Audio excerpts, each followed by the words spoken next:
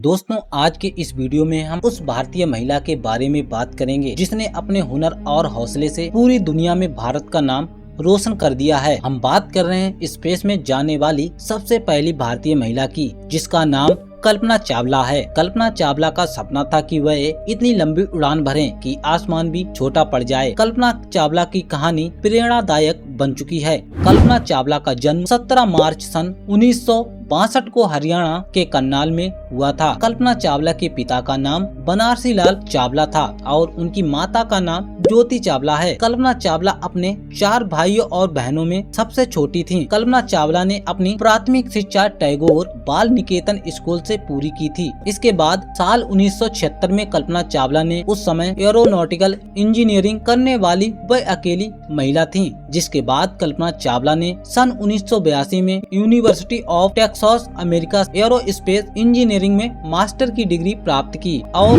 Master की degree प्राप्त करते समय कल्पना चावला की मुलाकात जीन पियरे हैरिसन से हुई और साल 1983 में कल्पना चावला ने हैरिसन से शादी कर ली। इसके बाद सन 1988 में यूनिवर्सिटी ऑफ कोलोराडो बोल्डर से कल्पना चावला ने एरोस्पेस इंजीनियरिंग में पीएचडी की और इसी साल कल्पना चावला ने नासा के साथ काम करना शुरू कर दिया। सन 1991 में कल्पना चावला को अमेरिका की नागरिकता भी मिल गई। इसके बाद दिसंबर 1994 में कल्पना चावला को अंतरिक्ष यात्रियों के 15वें समूह में शामिल कर लिया गया। कल्पना चावला की काबिलियत को देखते हुए नासा ने उन्हें 1996 में अपने पहले स्पेस मिशन के लिए चुन लिया। कल्पना चावला को नासा के इस मिशन में विशेषज्ञ और प्राइम रोबोटिक आर्म ऑपरेटर के रूप में नियुक्त किया गया था। नासा के इस स्पेस मिशन ने 19 नवंबर सन 1997 को उड़ान भरी। कोलंबिया शटल स्पेस ने अमेरिका के केनेडी स्पेस सेंटर से उड़ान भरी थी और इस मिशन में कल्पना चावला सहित 6 क्रू मेंबर सवार थे। इस मिशन का नाम था STS-57। इस स्पेस मिशन के दौरान कल्पना चावला ने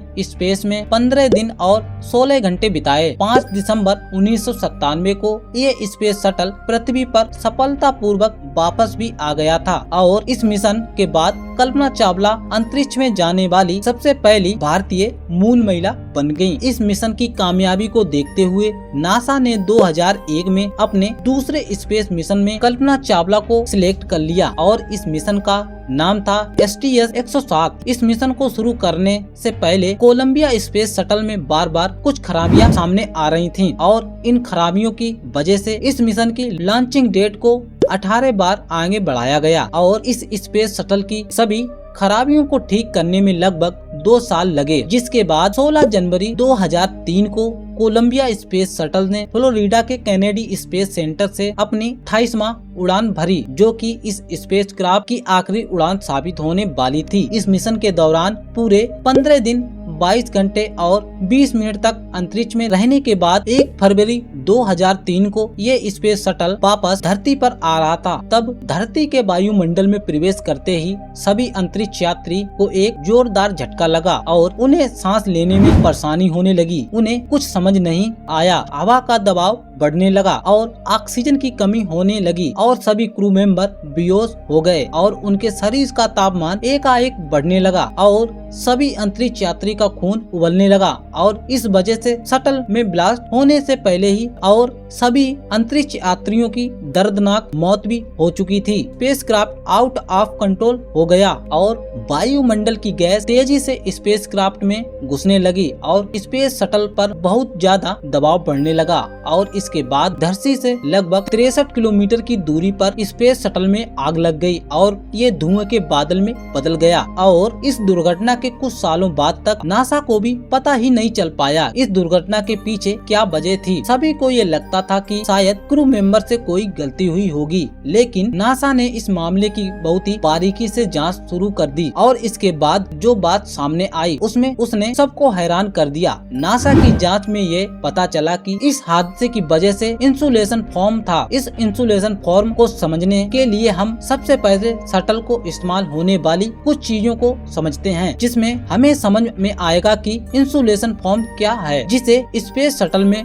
अंतरिक्ष यात्री यात्रा करते हैं उसे स्पेस में पहुंचने के लिए रॉकेट का इस्तेमाल किया जाता है और इन रॉकेटों को धरती से बाहर ले जाने के लिए बहुत सारे फ्यूल की जरूरत होती है। अब हम फ्यूल के बारे में जानते हैं कि ये फ्यूल दो तरह के होते हैं, एक तो लिक्विड फ्यूल होता है और दूसरा हार्ड फ्यूल। लिक्विड फ्यूल में लिक्विड ऑक्सीजन और लिक्विड हाइड्रोजन का उपयोग किया जाता है और ये फ्यूल बहुत ही कम तापमान के साथ लिक्विड फॉर्म में मौजूद होते हैं और फ्यूल के कम तापमान में मेंटेन करने के लिए फ्यूल टैंक के अंदर और बाहर दोनों तरफ इंसुलेशन फोम कवर किया जाता है ताकि बाहरी तापमान से फ्यूल का तापमान बिगड़ ना पाए। और इसके अलावा भी रॉकेट के बाहर एक बायो पेट्रोलियम की एक्स्ट्रा लेयर का इस्तेमाल किया जाता है और यहीं पर स्पेस शटल को अटैच किया जाता है। स्पेस शटल रॉकेट टैंक से अटैच होता है, इसीलिए स्पेस शटल को सबसे ज्यादा खतरा हीट होने से होता है। इसका तापमान लगभग 3000 डिग्री तक पहुंच जाता है और स्पेस शटल को इस इंटेंस हीट से बचाने के लिए कई प्रकार की कोटिंग लगाई जाती हैं। इन कोटिंग मटेरियल को छोटी छोटी टाइल्स के रूप में बनाया जाता है और इन्हें स्पेस शटल के ऊपरी हिस्से में लगाया जाता है। इन्हें व्हाइट टाइल्स कहा जाता है। ये टाइल्स करीब 12,000 शून्य डिग्री के तापमान से स्पेस शटल को बचाता है और स्पेस शटल के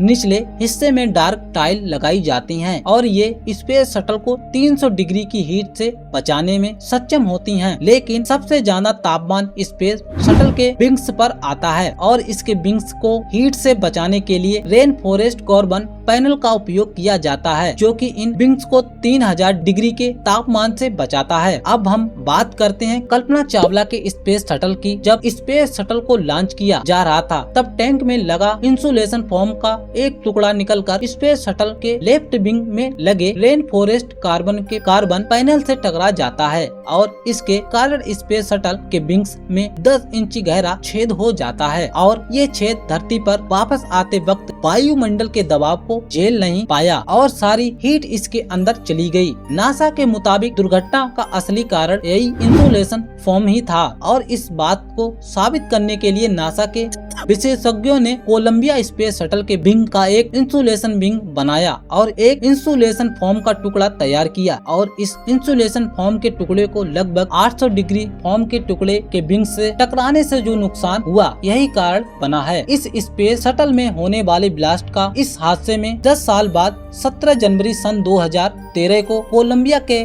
प्रोग्राम मैनेजर वॉरेन हेल ने एक ब्लॉग में खुलासा किया था। लॉन्चिंग के दौरान इंसुलेशन फोम के टुकड़े से हुए इस हादसे को नासा के मिशन मैनेजमेंट टीम ने देख लिया था और नासा इस बात को समझ चुका था। इस मिशन से कोई भी अंतरिक्ष यात्री सुरक्षित वापस धरती पर नहीं लौट सकता है और ये बात जानते हुए भी नासा ने अपने क्रू मेंबर को इस बात को कभी नहीं बताया, उनसे छुपाया और उन्हें मरने के लिए छोड़ दिया। लेकिन कुछ लोगों का ये भी कहना है कि नासा इस बात का अनुमान नहीं लगा पाया कि स्पेस शटल को कितना नुकसान हुआ था और कुछ साइंटिस्ट का भी कहना है कि इस नुकसान की जानकारी स्पेस शटल में बैठे यात्रियों को भी मिल जाती तो भी कोई कुछ नहीं कर सकता। और ये भी कहा जाता है कि नासा ये नहीं जानता कि मिशन पर सभी अंतरिक्ष यात्री सुनकर परेशान हो जाएं और अपनी जिंदगी के अंतिम दिनों में ये सोचकर जिएं कि अब हम मरने वाले हैं। इसीलिए शायद नासा ने अंतरिक्ष यात्रियों को ये नहीं बताया। 5 जनवरी